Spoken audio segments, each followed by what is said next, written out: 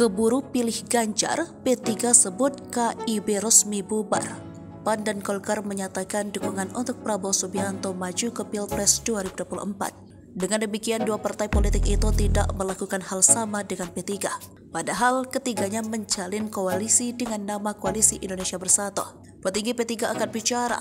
Ketua Majelis Pertimbangan DPP P3 M. Roma Hurmuzi alias Romi KIB yang digagas oleh PAN, Golkar, dan P3 sudah otomatis bubar.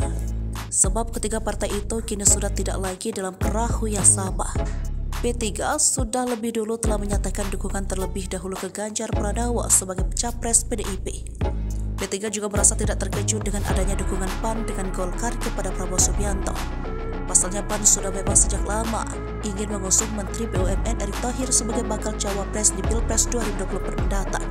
Romi menilai Erick nantinya akan dipasangkan dengan Prabowo Subianto.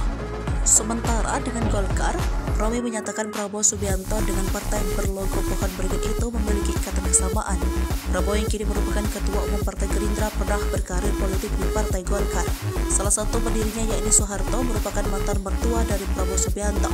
Dukungan untuk Prabowo membuat PAN dan Golkar bergabung bersama poros Koalisi Kebangkitan Indonesia Raya bersama Gerindra dan PKB. Setelah deklarasi dukungan ini, Prabowo menjawab soal siapa yang bakal maju sebagai cawapres.